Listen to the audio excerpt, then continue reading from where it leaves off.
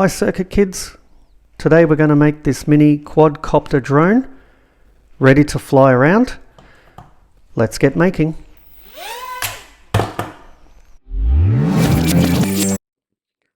So we'll grab the kit, open it up, and we'll unpack everything that's in here. Okay, in our mini drone kit we've got everything we need to make our little drone. We've got our base.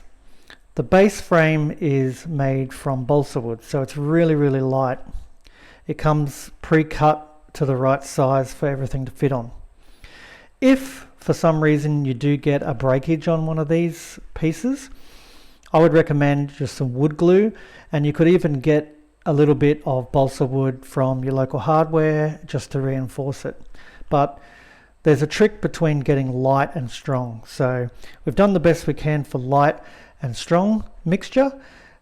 Hopefully it will last you a long time, but if you do need to repair it, that's what I recommend. We've got our propellers here. It's important to know there's two different configurations of propellers. One's anti-clockwise and one's clockwise. Got to get that right. We'll see that later in the video. Our remote controller here, that is Bluetooth controlled to our main module. The controller module is a miniature circuit board. It has a motor controller in it to control the 4 motors, as well as a gyroscopic sensor, so it knows if it's leaning or forward or back. To connect the module, we've got these 2 screws and a couple of risers or spacers that will go on the base and keep it up off the platform. These are the 4 little landing legs. They will go on the bottom of the motors, which are here, tiny little motors that spin and connect to these propellers. And then to power it all up, we've got our 3.7 volt battery with a charging cable and an elastic band to hold it on there, because that's the only bit that you've really got to keep bringing off and on the drone from time to time as you've got to charge it. And you'll also get a charger that plugs into USB. It actually holds up to 4 batteries, so if you want to buy other batteries, you can have so that when one goes flat you can just plug another one in, go for it. This one will charge these batteries here. So all of this is in the kit. You'll also need your soldering iron and some solder. You'll need a small screwdriver for the screws, and if you have one, I would be using your third hand solder helper. That's pretty much all you'll need, so let's get making. Okay, so the first thing we're going to work out is which propeller goes on which motor. Now at the moment, because it's not sitting in a particular pattern, we can put any propeller on any motor, but then we'll need to identify them, and there's a process for that. Let's go through it. First thing you want to do, have a really good look at the propellers, and if you look very closely you'll see that 2 of them should have an A written on the inside of the propeller here. So find the 2 that have an A written on them, and the other 2 you could call them B. In fact, they should also have a small little print on there that says B. So there's 2A and 2B. Double check that. Once you've worked that out, you can put the 2A's on 2 of your motors and the 2B's on the other 2 motors. Now, when you push these on, they have a tendency to push that shaft through to the bottom of the motor and push the circuitry out the bottom. So I really recommend that when you're pushing on the propellers, that you leave the motor sitting flat on your desk so it will take that push. So push it on firmly. That's 1B.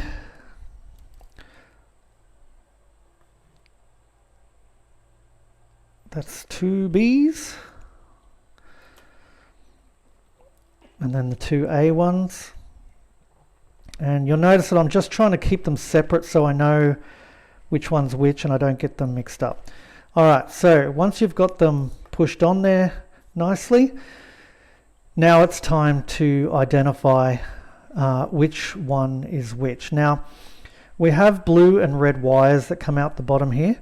Traditionally red is positive and blue is negative. So if we stick with that, then this wire, the red wire, should go on the positive terminal of a battery, and the blue one should go on the negative terminal of the battery. However, if we need to, we can change the polarity of these so that the motor spins the opposite way. And by doing that, we'll be able to make sure that we've got the motor spinning the right way for that propeller. So let's do that little test now. Okay, I'm going to use a 9-volt battery for this, and all I'm going to do is I'm going to put the 2 wires just touching on to each terminal. Now I can see on this is the positive, so I'm going to put the red one on there, and this side is the negative, so I'm going to put the blue wire on there, and you can see that on the side of your battery. So when I touch this on, it will spin really, really fast, and I just want to touch it just ever so small. So what I'm looking for is which direction is it spinning.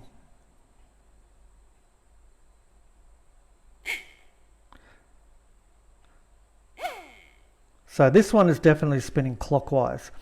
So it's spinning around this way. Now what I want to feel is the wind going up or down? Now we want wind on the bottom of the blades because that means it's pushing air down, and the downdraft is what pushes the drone up. So if the air is blowing towards me, then it's spinning the wrong way. Okay, so as it turns out, this one is definitely blowing down. So this one is spinning the right way when I put the positive wire on the positive terminal and the negative wire on the negative. So all you have to do is go through and do the same test for all 4 motors and propellers and check that they're all blowing down. And if they are, that means that 2 of them should be going clockwise and 2 of them should be going anti-clockwise. And we'll talk about where they go on the drone after we've done the test. So go ahead and do all 4 motors, test that they're blowing air down so you feel it underneath.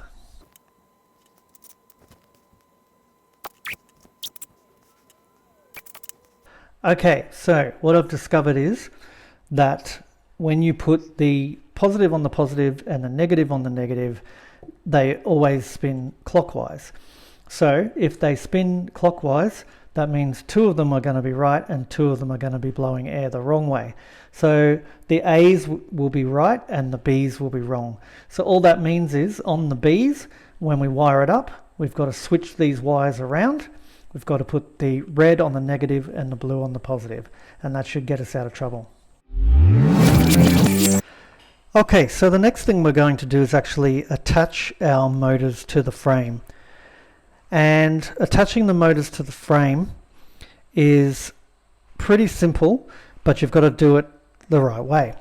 So we're going to go from the top down. So we're going to put the wires through and push them down like that, and then push them into the frame so that the wires will be sticking out the bottom and the propeller sticking up the top. But we need to know which propeller goes where. So these 2 A's are going to be spinning clockwise, and these 2 B's are going to be spinning anti-clockwise. So the 2 sets of motors go diagonally opposite each other. So the clockwise ones will go here and here. So if you imagine, just look at the way I've got this here, see this smaller side, that's actually the sides, left and right. The big side is front and back. So just look for that difference in the shape of the frame. This longer gap here in the middle, that's front and back. And it doesn't really matter which way you decide to call front and back. I'm going to call this the front and this the back. So the front left hand motor needs to be an A, needs to be a clockwise one. So I'm going to pass both those wires through the hole until the motor reaches the hole, and then very gently grabbing the sides of the motor, I'm going to be pushing that through the frame. Now, it doesn't really matter how far through you push it, but do the same for all 4 motors. So that's one, and now I'm going to go diagonally opposite with my other A. Okay, and now the 2 B's will be the other 2. Okay, so that's all 4 propellers. Now just double check. A, B, B. These 2 will spin clockwise, and these 2 will spin anti-clockwise because we're going to wire them the opposite way. Okay, we're going to put on the landing feet, which actually go, if I flip this around, they go on the bottom of the motor, and it kind of helps to lock the motors onto the frame, but also provides a little stopper so that if your drone is landing, it's not going to hit on the motor all the time. So let's go ahead and put the little clear plastic stoppers on. Okay, so these little clear plastic stoppers are angled on one side and flat on the other. The flat side goes up against the frame, with the pointed side being the part that lands on the ground. So again, I need to put the wires through, push them all the way through, and then I'm not holding the frame, I'm holding the motor, and with a little bit of twisting it will stretch out, and it will take a little bit of careful manipulation here, but with a little bit of persuasion these will grab on tight. Okay, so that is quite tricky, but as I said, you just keep going at it and eventually just try a few different angles, it will go over. It needs to be tight so it doesn't fall off. So I'm pushing that on so that the bottom opening of the, not the pointed bit, but this bottom part is kind of level with the bottom of your motor. And I'm going to twist it around so that the point is on the furthest part of the X. So I don't want the point on the inside. It works better when it's on the outside. That way our wires can come straight across like this. Alright, so I'm going to go ahead and put all 4 of the landing feet on the motors.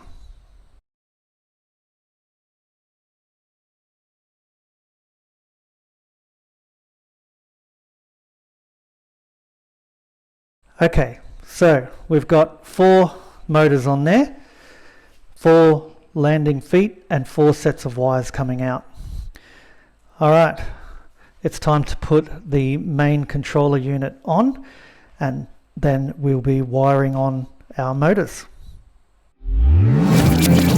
Okay, for this part you'll need to grab your controller module, the 2 mounting screws and the 2 little spacers that we'll use to mount this controller unit onto the main frame. You'll also need the little screwdriver I mentioned earlier to do that. Okay, so placing the controller unit on top like this, you'll notice that it doesn't want to really sit there perfectly in the middle. The reason for this is the battery terminal here, and it will stick out and down so that it can get to the battery underneath.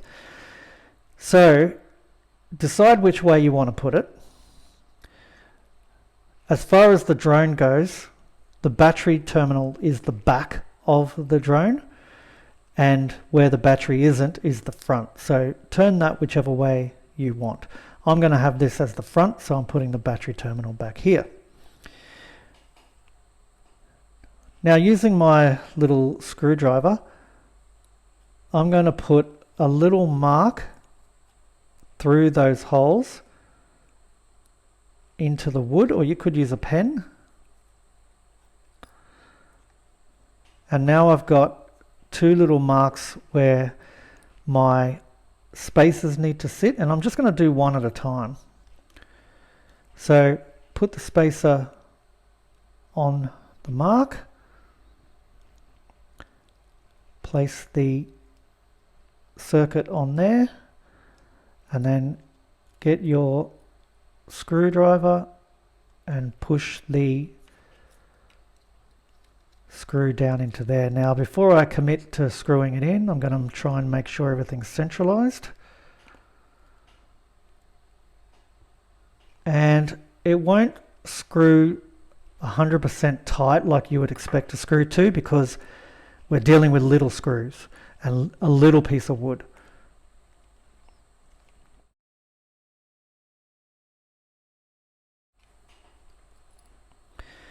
And now I put the second screw in position.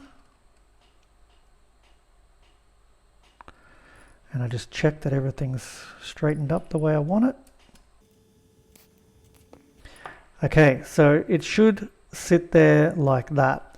Sometimes you may get a screw poked through here. It just depends on each individual unit, but just give it a little tighten. You could actually put a little dab of super glue underneath those mounts if you had any issues with that, but with the smaller the screw we use, the lighter it is, and that's really important. So if you do have any dramas with that, just put a little dab of super glue and that should hold it all there. Okay, now it's time to wire up the motors. Okay, for this next bit, we really want to make sure that you've really clearly identified on the circuit there's 4 sets of 2 solder points, and each one of those has an M plus and an M minus. So motor positive, motor negative, motor positive, motor negative. Very important that you identify that straight up, because that will determine where our wires go, and we can't get that wrong, otherwise things will turn the wrong way. So remembering that our A motors, these two, will be wired red to positive, but the B ones will be the other way with blue to positive. Now before you go soldering, I would definitely check that the wires will reach. Now there should be enough wire for that to reach, but if there's not, it might be because you have the motor turned so that one or the other motor wire is too far away. So you can actually turn the motors and just adjust your foot so that it is a little bit closer to where you need it to go. If that is 100% impossible, well, then I'll be surprised. But if it is, all you would need to do is solder on an extra little bit of wire onto here, and then you're set. So I'm looking at my A's first. I've got my soldering iron ready to go. It's on and heating. I've got my solder and we're ready to go. Now I'm going to leave mine sitting there like that, but you could also use your third hand just to secure it in place so it doesn't slide around. I think I'll be okay without it this time because it's sitting there quite nicely. So I'm going to start with the A motors. Okay, so I'm bringing it up and over the arm, and I need to get my red one to the positive. I'm going to go this way and just try a few different ways. Okay, so that one there just reaches, but I'm just going to turn it over and see if I can get, yeah, it's actually on the far side. So I'm going to turn my motor and adjust the foot so that that red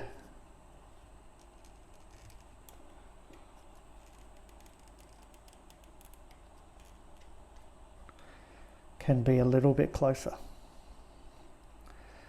Let's see if that's enough. If the red makes it, then the blue will, because it's closer in this case. So Yeah, that makes it quite well. Okay, now you can see the way I'm set up here. I've got one hand holding the wire, one hand holding the soldering iron, and I don't have any hand to hold any solder. So what I'm going to do is put a little bit of solder on this little terminal first. And we don't need a lot. Then when I heat up that solder again, I should be able to heat the wire into it. Keep really still while it dries, and then it should be locked in there. So it might actually pay to go round and put a little bit of solder on each of the terminals first.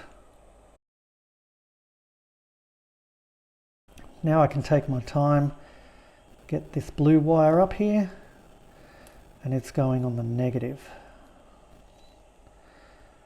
What actually might be really handy would be a pair of little holder pliers, not cutting ones, like this one, that you can use to hold the wire a little easier, and then I can hold it in place. And it doesn't take much at all to heat that solder up, so just a little touch. Don't want to burn any of the circuitry. Okay, so that one's now soldered to the two positive and negative. I've checked, I've got red going to positive and blue going to negative, and I'm going to go over now to the other A and do that one as well. So double checking that it will reach. Red to positive, easy. Blue to negative, easy. Probably find that this end will be a bit easier actually. Red, I'm going to turn it around a little bit, make it a bit easier for me. Okay, so that's my two A's. Now remember the B's, these two, they're going to go opposite wired. So the blue will be the positive on this one. So again, I'm going to check that everything reaches. Blue is going to positive, yes, and red to negative, yes, no problem. I'll check this one as well. Blue to positive, no worries. Red to negative should reach easy. Okay, so my blue goes to positive. Now if you do get this wrong, you can easily unsolder. So I'll show you that actually. So I've got this soldered. That's now soldered. But if I want to unsolder it, I just heat it up and pull it away. And now it's unsoldered. Soldered again. And something to be mindful of is to make sure you don't put a soldering iron anywhere near any of these propellers because they'll melt. And any deformation of the shape of the propeller will have a really bad impact on its ability to fly. So be careful with that. Now the last one, again it's a B motor, so I'm putting blue as the positive. Alright, so we look pretty good there. We want to make sure at this point that we give it a good check that there's no shorts between the two terminals. Any solder or wires that are touching across there will cause a short, and that will be a problem.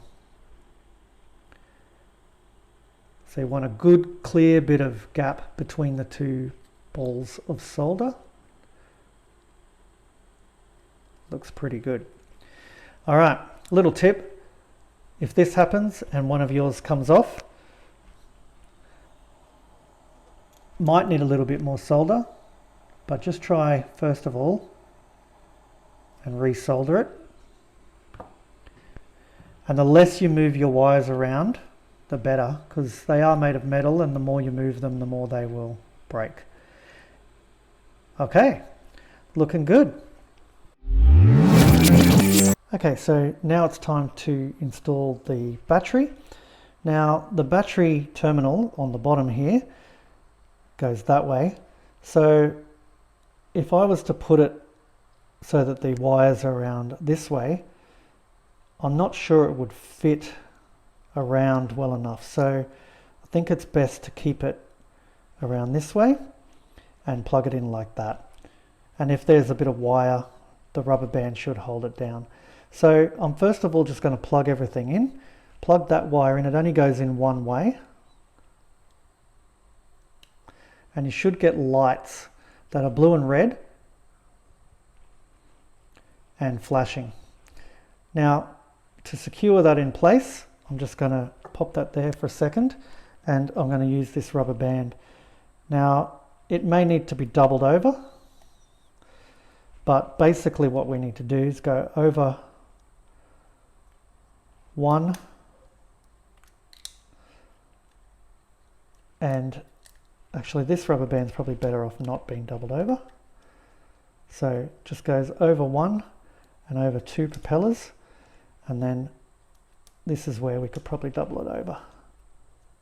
Double it from there, carefully round the two.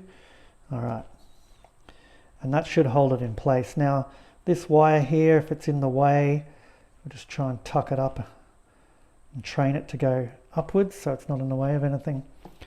Okay, now the reason we've got the rubber band is because the battery does need to come off and get charged. Okay, so now I'm just checking that I want all of the feet, the little clear feet, just touching. I don't want them sticking down too far because it will have a tendency to push the arms up when it lands. So I'm just adjusting my motors, pushing them up or down to suit. I'm pretty happy with that. And again, what you could do is put a little bit of super glue just on each motor where it touches the wood, and that will help to lock it in place. Alright, so now it's time to connect the drone to the controller, and there is a little technique to get that pairing to happen. So first of all, make sure that these lights are flashing, and sometimes they flash fast and sometimes they flash slowly, and the blinking that's going on right now tells me that it's ready to pair. I turn on my controller and you'll notice the flashing has changed again, and then with the left joystick I need to go up and then down and then up again to get going. Up, down, and then you'll notice the lights have now changed to solid. Now be really careful here because these motors do spin really quickly, and if you push back up again now, you're going to get some motors moving. So let's just do a little motor test. Okay, so you'll notice this one isn't spinning as quickly as the others, and that's because at the moment the gyroscopic sensor is sensing that it's a little off balance, but that is adjusted with the right one. So you can do a little test of flight, but I definitely would take it outside to fly because most things inside are not compatible with the drone. In other words, it will crash and break things around your house.